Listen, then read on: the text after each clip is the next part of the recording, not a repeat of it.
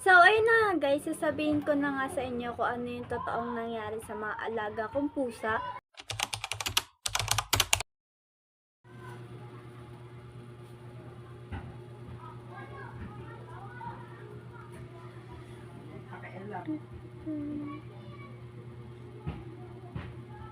Ano?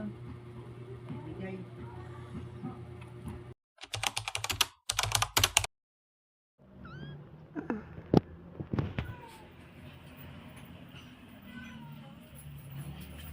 Ito kinain ko isang tinapay mo.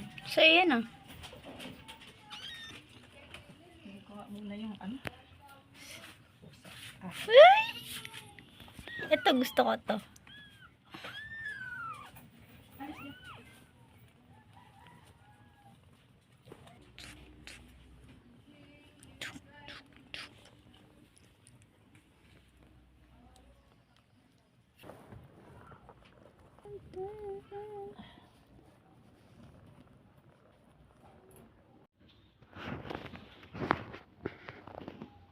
Kitty,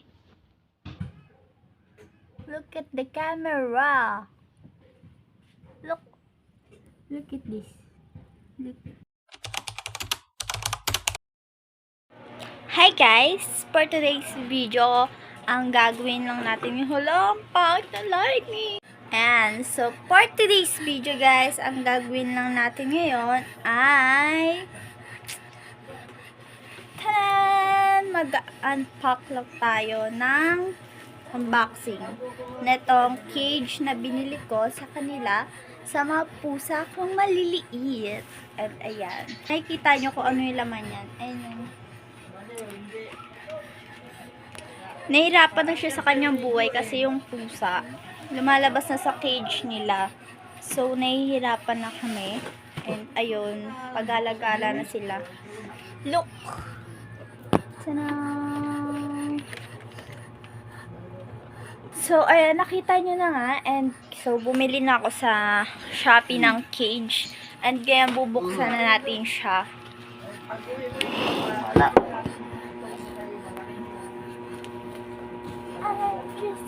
Ikaw, lalaking galaero ka. Uy, mabalian yun, tamo. Oo, okay yan. Okay siya. Bubuksan muna natin siya. Ayan. Kanina lang siya dumating. At ganyan na yung binili ko. Na siyang ganito. Ayan. So, bubuin muna natin siya. Then, ipapakita ko sa inyo kung paano siya nabuo. So, guys. Ganyan yung magiging itsura niya. Pero, gigibain ulit yan kasi medyo may uwang kasi dyan. Dapat walang uwang yan. And, ito yung mother nila. Hindi na babalo na siya paano niya makuha yung mga anak niya. Uy, yung isa kasi yasan na yun. Ito yung pinakamakulit. Ano yung... Okay. Hindi. Ito yung sabog.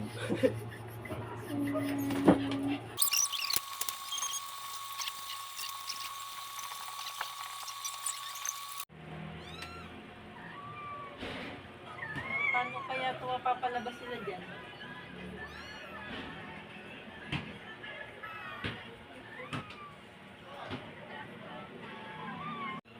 Hirap kasi pagka may bagong bahay yun sila.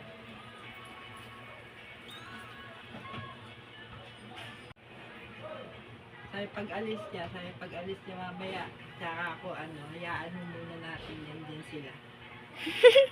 Kukunin ko yung mga anak.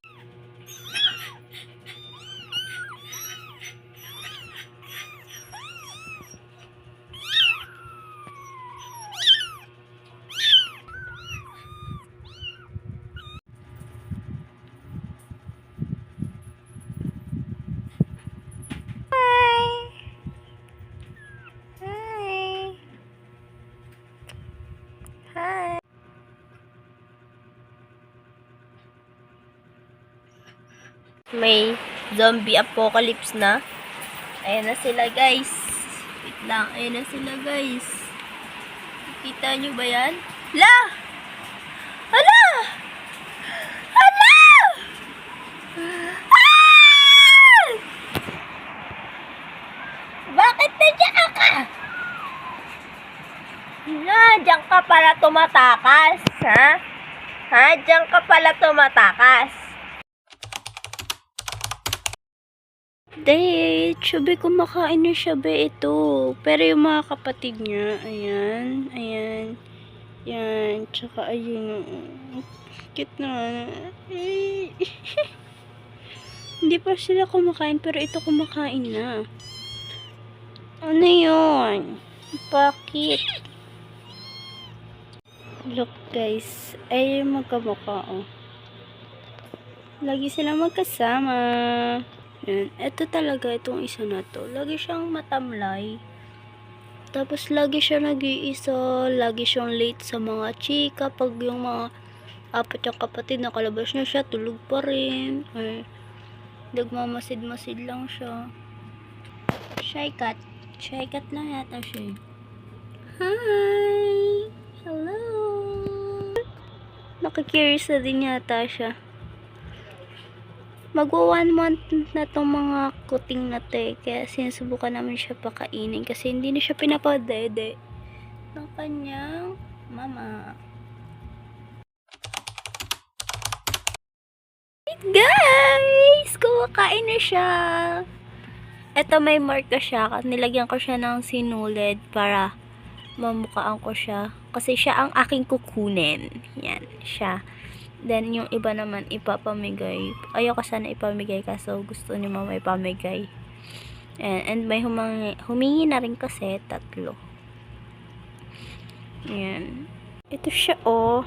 Kay Sander to sa BF ko. And nakakit siya dito ba? Nakakit siya kahit di ko siya nilalagay. Nakakit siya dyan oh. Hi! Say hi sa video. Yan siya. Oh. Marot na siya.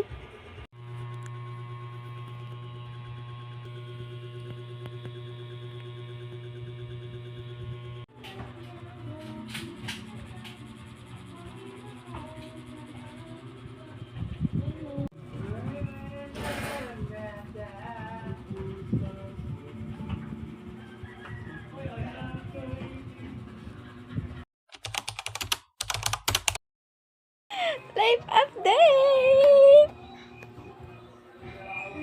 Kamusta? Diyan? Ha?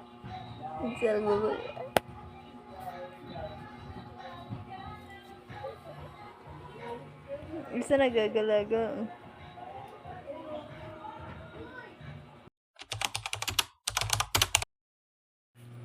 Hi guys! May sakit ang aking mga pusa. Kung makikita nyo, meron silang and sinisipon siya. So, dyan ka lang. Meron akong ginawang gamot. Ito. Itong ginger, tsaka itong turmeric. Napanood ko lang to, kaya gagawin natin siya.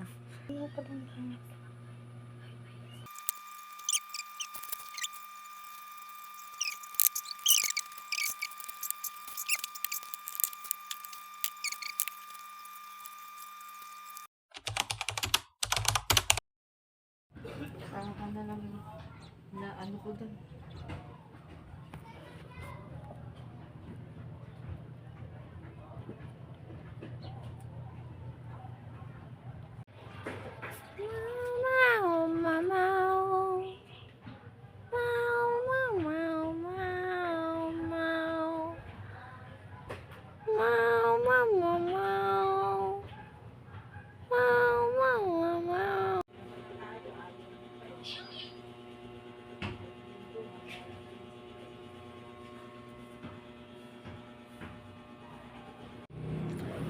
Hi guys! And ngayon, ito na ang dumating na Shopee ko. At ito ang ipapanggamot ko sa kanila. Dahil sila ay may sipon, uunahin natin siya! Haha! 5 yan sila, then siya muna unahin natin. Tulungan mo ko dito!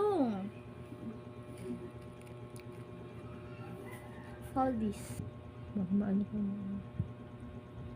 Ilang patak daw.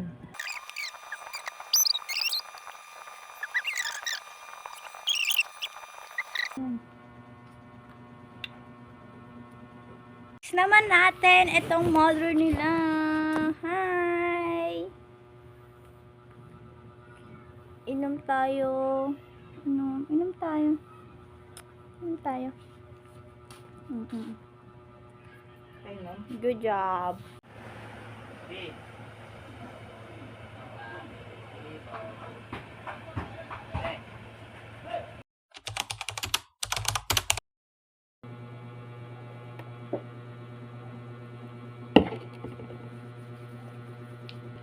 Baka nakakatutbras. Kain.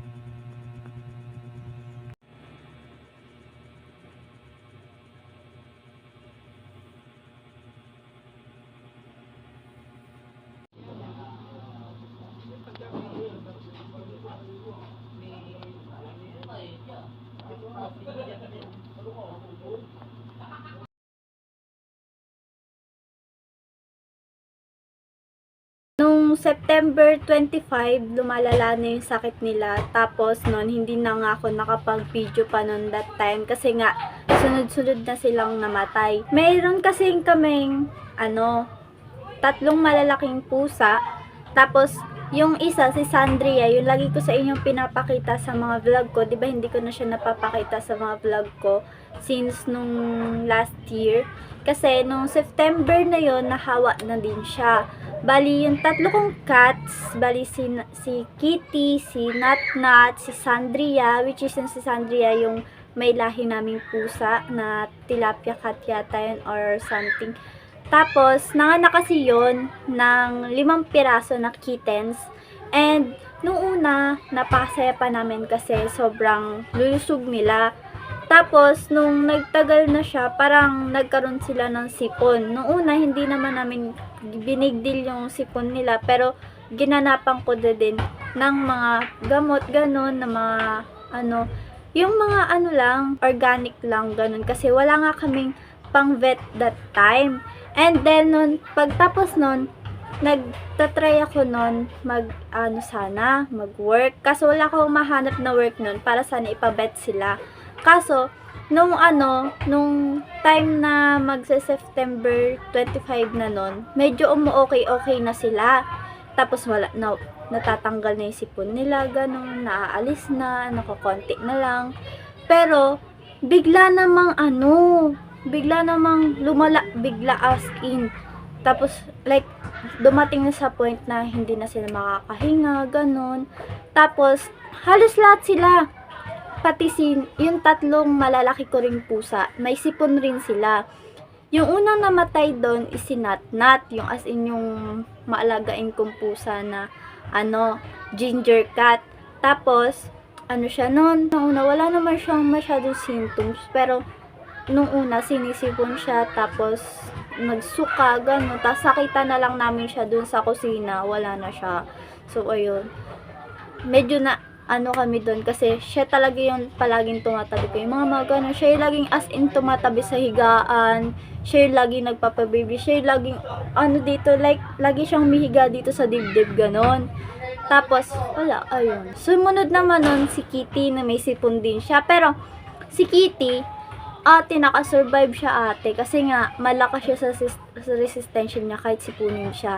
Lagi siyang, parang normal na lang yun sa kanya. Lagi kasi siyang may sipon. Parang, ano, parang normal lang sa kanya. Pero, di na namin binigdil yun. Dun sa magnanay, tsaka yung 5 kittens, hindi na nga nakasurvive. Kasi, yung si Sandria, siya yung huling-huling namatay dun sa mga anak niya.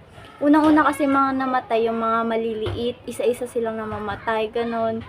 Tapos, parang, hindi ko alam kung virus ba yun kasi hindi naman namin napa-vet yung mga kuting, hindi rin naman namin napa-vet yung mga pusa namin, kaya di namin alam kung ano ipapagamot sa kanila, kung virus ba yun. Pero nag-research ako kung anong mga possible na sakit, pero ang lumabas lang, parvovirus ba yun, like walang gamot para sa ganun, walang cure sa mga sakit na parvo, ganon.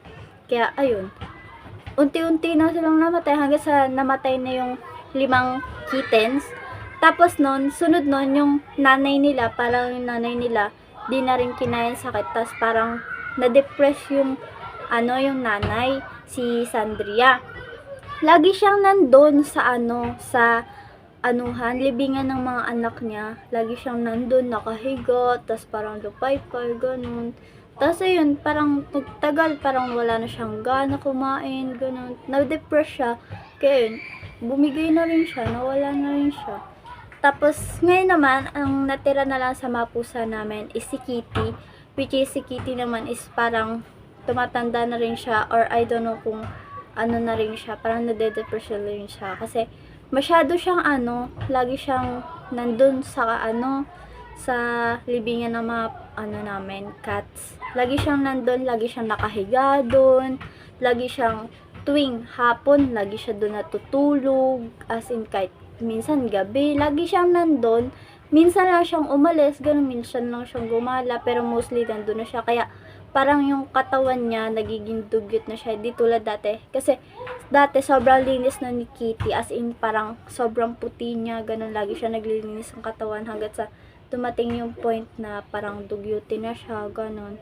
Kaya, ayun yung nangyari sa mga cats namin, guys. And, ayun na nga. Ngayon ko lang nakapag-video and ngayon ko lang maipopost to nga kasi na ako. Maglilinis na ako ng gallery. And, last year pa rin naman yun. September 25, naka-move on na rin naman ako sa mga cats ko. Kaya, ayun, mapopost ko na to. Kasi, nung una kasi hindi ko talaga kayang videohan sila. Hindi ko na sila na-videohan nung mga namatay sila kasi diretso living na sila.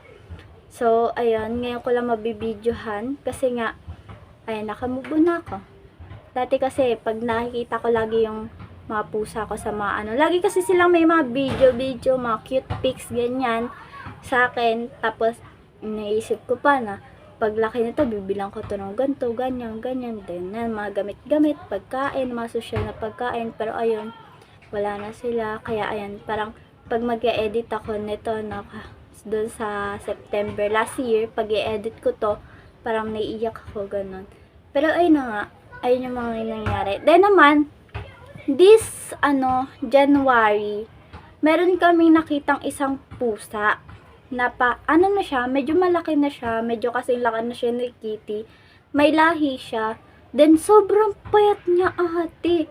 Pero ngayon, wala na nga siya kasi umalis siya. One time kasi, tinatali-tali namin siya dito.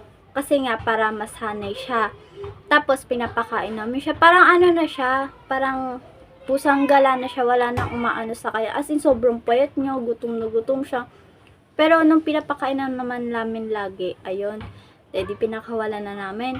Tapos umabot yata ng 1 linggo, umalis na siya sa amin. Wala na siyang pakialam. Next naman, etong si Night. Uy, ayusin mo. Hey guys, nakakita kami ng puso. Hindi siya nakakalakad. Isa pa. Uy, gagawin yung buwan. Ayun. ano siya, may fracture. May fracture yung paa niya nga. Kaya ayusin mo pagbubuhat. Hi! Kain ka na, kain ka na, kain ka na. Kain ka na.